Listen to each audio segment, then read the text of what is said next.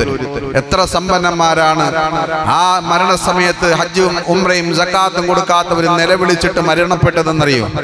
എത്ര ആളുകൾ ആ നിലവിളി ഞങ്ങൾ കേൾക്കുന്നില്ല, അവന്റെ സങ്കടം ഞങ്ങൾ കേൾക്കുന്നില്ല, അവന്റെ ഒച്ചപ്പാട് അടുത്തിരുന്നാലും ഞങ്ങൾ കേൾക്കാൻ സാധിക്കുന്നില്ല. അത് കേൾവി അള്ളാഹു നമുക്ക് തന്നിട്ടില്ല. അള്ളാഹു നമ്മെ അതിനെ കാത്തുരക്ഷിക്കുമാറാകട്ടെ. നബി സല്ലല്ലാഹു അലൈഹി വസല്ലം പറഞ്ഞു, അൽ ഹജ്ജുൽ മബ്റൂറു ലൈസ ലഹുൽ ജസാഉ ഇല്ലൽ ജന്ന. മഖബൂലായ ഹജ്ജ്, മഖബൂലായ ഉംറയ്ക്കും ഹജ്ജിനും സ്വർഗ്ഗമല്ലാതെ വേറൊരു പ്രതിഫലമേ ഇല്ല.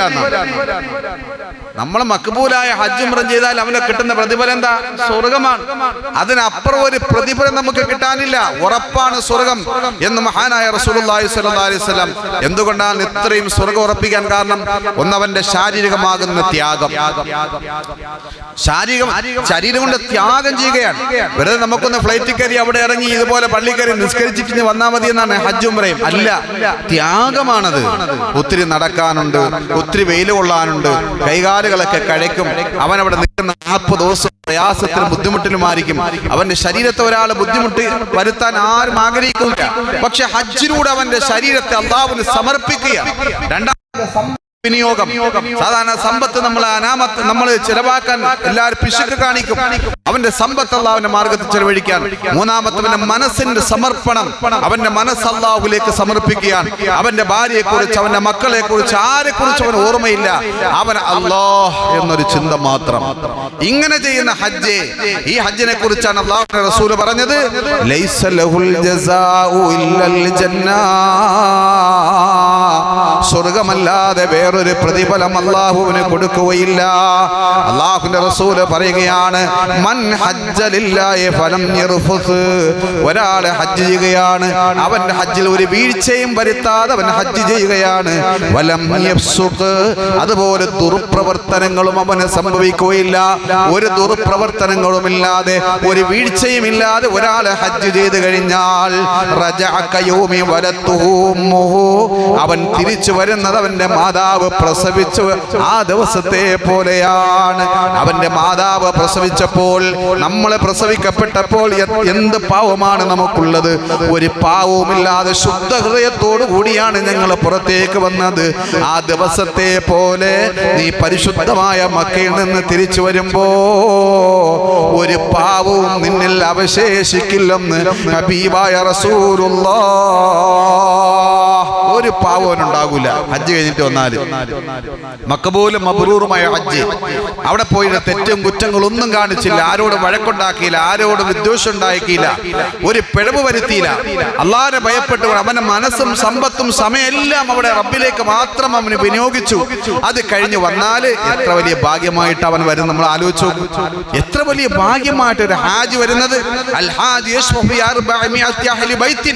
അല്ലാഹുവിന്റെ റസൂൽ പറഞ്ഞു, ഒരു ഹാജി, ഇങ്ങനെ പരിശുദ്ധനായി വരുന്ന ഒരു ഹാജി നാളെ മഹ്ശറയിൽ 400 പേർക്ക്, അവന്റെ കുടുംബത്തിലെ 400 പേർക്ക് ശുപാർശ ചെയ്യുകയും ആ ശുപാർശ മുഴുവനും സ്വീകരിക്കുകയും ചെയ്യുമെന്ന് റസൂലുള്ളാഹി സ്വല്ലല്ലാഹി അലൈഹി വസല്ലം. അപ്പോൾ നമ്മൾ ശുപാർശ, ഒരു ഹാജി ശുപാർശ ചെയ്യുകയാണ്, അവന്റെ ശുപാർശ 400 പേർക്ക് ശുപാർശ ചെയ്യും. ഒരു ശുപാർശ തള്ളിക്കളയൂല. എല്ലാവരുടെ ആ ശുപാർശ മുഴുവനും എല്ലാവർക്കും വേണ്ടി സ്വീകരിക്കപ്പെടുകയും ചെയ്യും എന്ന് അല്ലാഹുവിന്റെ റസൂൽ നമുക്ക് പഠിപ്പിച്ചു തരികയാണ്. അപ്പോൾ അവന്റെ ക്വാളിറ്റി എത്രയാണ് നമ്മളൊന്ന് മനസ്സിലാക്കി നോക്ക്. എത്ര വലിയ ക്വാളിറ്റിയാണ്. നമ്മൾ അവർ കരിപ്പൂര് വിമാനത്താവളത്തിൽ വന്നിറങ്ങുമ്പോ, കണ്ണൂർ വിമാനത്താവളത്തിൽ വന്നിറങ്ങുമ്പോ എത്ര ആളുകളാണ് അവിടെ പോയി നിൽക്കുന്നത് ദുആ ചെയ്യിപ്പിക്കാന്നറിയോ? എത്ര ആളുകളാണ് അവിടെ പോയി നിന്ന് സലാം പറയാൻ വേണ്ടി കാത്തു നിൽക്കുന്നത്? എത്ര ആളുകളാണ് ദുആ ചെയ്യാൻ വേണ്ടി അവിടെ പോയി കാത്തു നിൽക്കുന്നത്? വരുമ്പോൾ ദുആ ചെയ്യുന്നത് പറഞ്ഞ് അവരെ കെട്ടിപ്പിടിച്ച് ദുആ ചെയ്യിപ്പിക്കുന്ന എത്ര ആളുകളെ നമുക്ക് കാണാൻ സാധിക്കുന്നു. അല്ലാഹുവിന്റെ റസൂൽ പറഞ്ഞത് എന്താ? ഇദാ ലഖീതൽ ഹാജ ഫസല്ലിം അലൈഹി. നിങ്ങളൊരു ഹാജിയെ കണ്ടാൽ, ഹജ്ജ് കഴിഞ്ഞു വരുന്ന ഒരാളെ കണ്ടാൽ നിങ്ങൾ ചെന്നിട്ട് അവന് സലാം പറയണം. വസാഫിഹുഹു.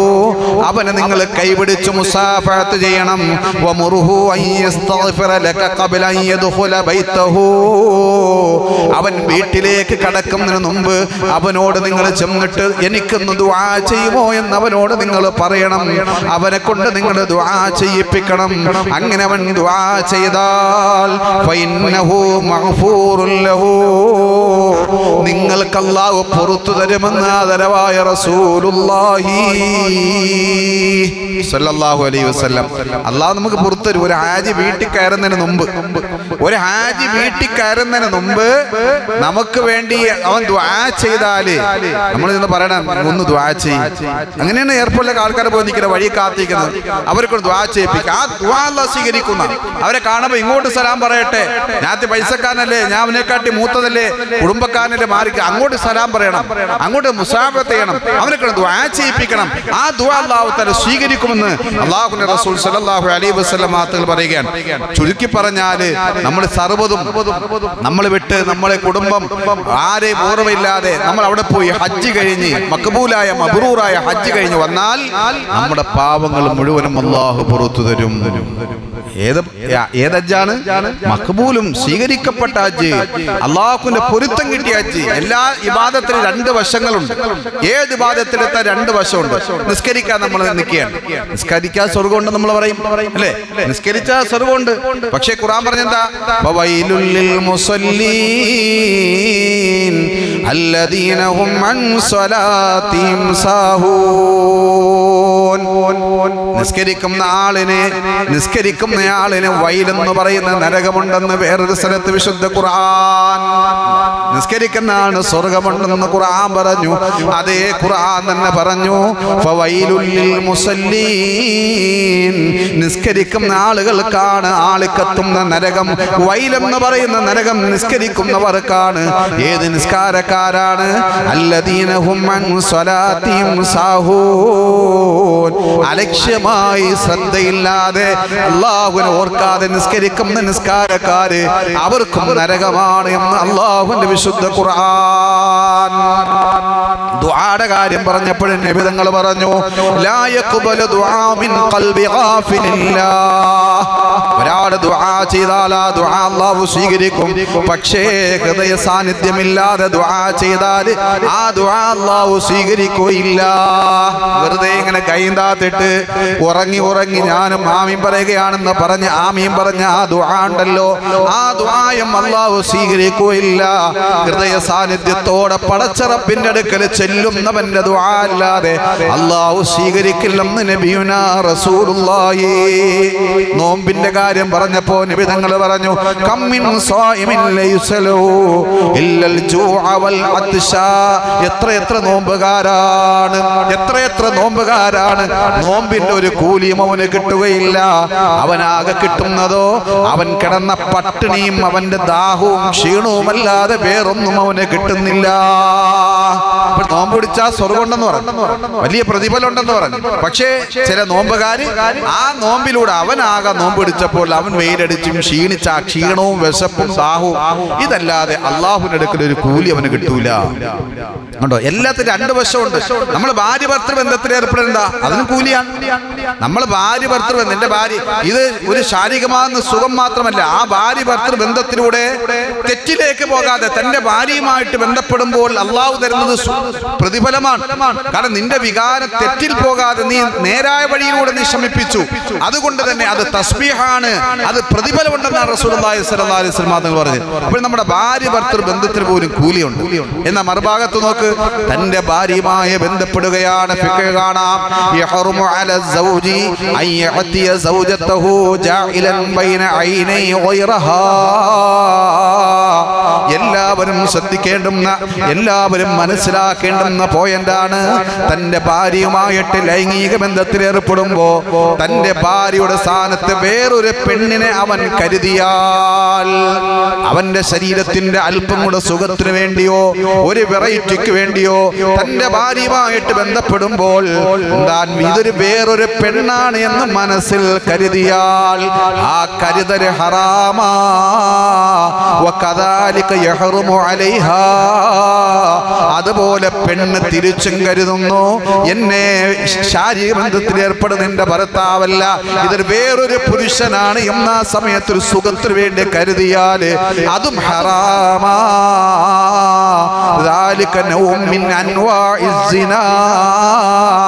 അത് വ്യഭിചാരത്തിന്റെ ഒരു വിഭാഗത്തിൽ പെട്ടതാണെന്ന് റസൂലുള്ളാഹി സ്വല്ലല്ലാഹു അലൈഹി വസല്ലം. അപ്പോൾ വ്യഭിചാരം നമ്മൾ വേറൊരു പെണ്ണുമായിട്ട് മാത്രം വേഴ്ച നടത്തലല്ല. തന്റെ ഭാര്യയെ ബന്ധപ്പെടുമ്പോ അത് വേറൊരു പെണ്ണാണ് എന്ന് അവൻ കരുതി, അല്ലെങ്കിൽ അവൾ കരുതി ഇത് വേറൊരു പുരുഷനാണെന്ന് കരുതി. സത്യത്തിലോ വേറെ പുരുഷനോ അല്ല, വേറെ ഭാര്യയല്ല, അവന്റെ ഇണ തന്നെയാണ്, അല്ലെ അവളുടെ ഇണ തന്നെയാണ്. അവന്റെ നീയത്ത് മാറിയപ്പോൾ അല്ലാഹു ഹറാമാക്കി. അത് വ്യഭിചാരത്തിന്റെ കുറ്റം നിനക്ക് തന്നു, നന്മയുടെ വാതിൽ അല്ലാഹു നിനക്ക് അടച്ചു തന്നു. ഏത് കാര്യത്തിൽ രണ്ട് വശങ്ങളുണ്ട്. അപ്പോൾ ഹജ്ജിന് ഞാൻ പോയിട്ട് വന്നെന്ന് പറഞ്ഞിട്ട് കാര്യമില്ല. ഹജ്ജിന് പോയിട്ട് വന്നാൽ അവൻ മുമ്മ പ്രസവിച്ച ദിവസത്തെ ഒരു കുട്ടിയായി മാറണമെങ്കിൽ അവൻ എന്ത് വേണം? അവൻ മഖ്ബൂലായ മബ്റൂറായ ഹജ്ജ് നമ്മൾ ചെയ്തേ മതിയാകൂ. അല്ലാഹു തആല നമ്മുടെ സർവ്വ ചലനങ്ങളും അറിയുന്നുണ്ട്. ഹജ്ജിന് പോയിട്ട് എന്താ ചെയ്തത്, എന്താ പ്രവർത്തിച്ചത് എല്ലാം അറിയുന്നുണ്ട്. അതുകൊണ്ട് എൻ്റെ പ്രിയപ്പെട്ട സഹോദരന്മാരെ, അതുകൊണ്ട് ഹജ്ജ് അല്ലാഹു നമുക്ക് നിർബന്ധമാക്കി തന്നൊരു കർമ്മമാണ്, നിർബന്ധമാക്കി തന്ന കർമ്മമാണ്. ആ കർമ്മം നമ്മൾ ഓരോരുത്തരും തീർച്ചയായിട്ടും ജീവിതത്തിൽ അത് കൊണ്ടുവന്നേ മതിയാകും. നിർവഹിച്ച് നിസ്കാരം പോലെ കഴിവുള്ളവൻ നിസ്കാരം പോലെ നിന്ന് നിസ്കരിക്കണം, കഴിവുള്ളവൻ പറ്റാത്ത ഇരുന്ന് നിസ്കരിക്കണം എന്ന് പറയുന്ന പോലെ സമ്പത്ത് ഉണ്ടോ അവൻ ഹജ്ജ് ചെയ്യണം, അവൻ ഉംറ ചെയ്യണം, അവന് നിർബന്ധമാണ്. ആ ഹജ്ജിന് അപേക്ഷ ഈ അടുത്ത വർഷത്തേക്കുള്ള വരുന്ന വർഷത്തേക്കുള്ള ഹജ്ജിന്റെ അപേക്ഷ ഞാൻ നേരത്തെ പറഞ്ഞ പോലെ ഈ സെപ്റ്റംബർ 9 വരെയാണ് ഓൺലൈൻ അപേക്ഷ ഉള്ളത്. അതുകൊണ്ട് ഇൻഷാ അല്ലാഹ് അതുമായി ബന്ധപ്പെട്ട സ്ഥലങ്ങൾ നിങ്ങൾക്ക് ആർക്കാണോ അറിയുന്നത് അറിഞ്ഞൂടെ, അല്ലെങ്കിൽ ചോദിച്ചാൽ മതി, അല്ലെങ്കിൽ നിങ്ങൾ അതുമായി ബന്ധപ്പെട്ടവരെ തിരിക്കാൻ മതി. ഇൻഷാ അല്ലാഹ് അതിന് ഹജ്ജിന്റെ പോകാൻ എല്ലാവരും മനസ്സ് നീയത്തില്ലുക. അല്ലാഹു തൗഫീഖ് നൽകി അനുഗ്രഹിക്കട്ടെ. ഹജ്ജിന് പോകാൻ അത് പിന്നെ ആവട്ടെ ഇബ്ലീസ് ഇങ്ങനെ അതുമായി ബന്ധപ്പെട്ട് പറയാൻ ഒരുപാട് സമയമുണ്ട്. നമുക്ക് സമയം കഴിഞ്ഞു പോയി. ഇബ്ലീസ് നമ്മളെ ഇങ്ങനെ മാറ്റിക്കൊണ്ടുപോകും. പിന്നെ ആകട്ടെ എന്ന് പറഞ്ഞ് നമ്മൾ കൊണ്ടുപോയി രോഗിയാക്കി കിടത്തും. പിന്നെ പൈസ ഉണ്ടായിട്ടും കാര്യമില്ല, ഹജ്ജിന് പോകാൻ പറ്റത്തില്ല. ആരോഗ്യം ഉണ്ടെങ്കിൽ ഹജ്ജിന് ഉംറയ്ക്കും പോയിട്ട് കാര്യമുള്ളൂ. ഇപ്പോഴും എത്രയോ പൈസക്കാരാണ് നമ്മുടെ നാട്ടിൽ ഹജ്ജിന് ഉംറയ്ക്കും പോകാത്ത ആളുകൾ, ഉംറയ്ക്ക് പോലും പോകാത്ത ആളുകൾ ഒത്തിരി ആളുകളുണ്ട്. അപ്പോൾ ഹജ്ജിന് പോകാൻ ഹജ്ജിന് തന്നെ പോകണം. ഉംറയ്ക്ക് പോകാൻ ഹജ്ജിന് പോകാൻ പൈസ അത്രയും ലക്ഷക്കണക്കിന് രൂപ ഇല്ലാത്തവർ, 4-5 ലക്ഷം ഒന്നും ഇല്ലാത്തവർ, അവർ ഉംറയ്ക്ക് എങ്ങനെ പോകണം? 1 ലക്ഷമെങ്കിലും ഇല്ലാത്ത ആൾക്കാരില്ല. നമുക്ക് പെട്ടെന്ന് തന്നെ നമ്മൾ എത്ര ആൾക്കാരാണ് പൈസ ഉണ്ടാക്കിയെടുക്കുക. അതുകൊണ്ട് ഇൻഷാ അല്ലാഹ് നമ്മൾ ഞാൻ പറഞ്ഞ ഈ അപേക്ഷ സ്വീകരിക്കുന്ന അവസാന ദിവസം, അതുകൊണ്ട് അതിന് മുമ്പ് തന്നെ എല്ലാവരും ഹജ്ജിന് പോകാൻ നിയ്യത്ത് വെക്കുകയും അതിന് അപേക്ഷ നിങ്ങൾ ഓരോരുത്തരും കൊടുക്കുകയും ചെയ്യണമെന്ന് അറിയിക്കണം. അല്ലാഹു തൗഫീഖ് നൽകി അനുഗ്രഹിക്കുമാറാകട്ടെ. ഉംറയ്ക്ക് പോകാത്തവരൊക്കെ സാന്ദർഭികമായി പറയുകയാണ്, ഉംറയ്ക്ക് പോകാത്തവരുണ്ടെങ്കിൽ ഇൻഷാ അല്ലാഹ് അവർ എത്രയും പെട്ടെന്ന് തന്നെ ഉംറയ്ക്ക് പോകണം. അടുത്ത വർഷം മുഹറം മാസത്തിൽ ഉംറയ്ക്ക് പോയി ഞാൻ വിനീതം തീരുമാനിച്ചിട്ടുണ്ട്. അല്ലാഹു തൗഫീഖ് നൽകട്ടെ. അടുത്ത ഹജ്ജ് കഴിഞ്ഞുള്ള മുഹറം മാസം 1 വർഷമുണ്ട്. നിങ്ങളൊക്കെ ഇൻഷാ അല്ലാഹ് നിയ്യത്താക്കുക. നമുക്ക് എല്ലാവരും ഒരുമിച്ച് പോയിട്ട് വരാം. വരുന്നവരൊക്കെ നമുക്ക് ഒരുമിച്ച് ജമാഅത്തായിട്ട് കുറച്ച് ആൾക്കാരുണ്ടെങ്കിൽ നമുക്ക് പോയിട്ട് വരാം. അങ്ങനെ അടുത്ത മുഹറത്തിലാണ് ഞാൻ നിയ്യത്താക്കിയിരിക്കുന്നത്. അല്ലാഹു തൗഫീഖ് നൽകി അനുഗ്രഹിക്കുമാറാകട്ടെ. അങ്ങനെ വരാൻ താല്പര്യമുള്ളവരൊക്കെ ഇൻഷാ അല്ലാഹ് ബന്ധപ്പെടുക.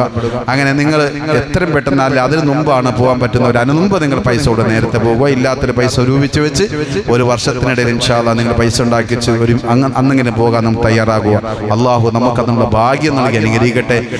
അവന്റെ കഅബ കാണാതെ, പരിശുദ്ധ മുത്തുനബിയുടെ മണ്ണ് കാണാതെ അള്ളാഹു ഞങ്ങൾ നീ മരിപ്പിക്കല്ലേ റഹ്മാനെ. മുത്തുനബിയുടെ റൗള കാണാൻ ഞങ്ങൾ നീ മരിപ്പിക്കല്ലേ റഹ്മാനെ. ഞങ്ങൾ ഓരോ ദിവസവും തിരിഞ്ഞു നിന്ന് നിസ്കരിക്കാൻ നമ്മൾ ഇപ്പോഴും തിരിഞ്ഞിരിക്കുന്ന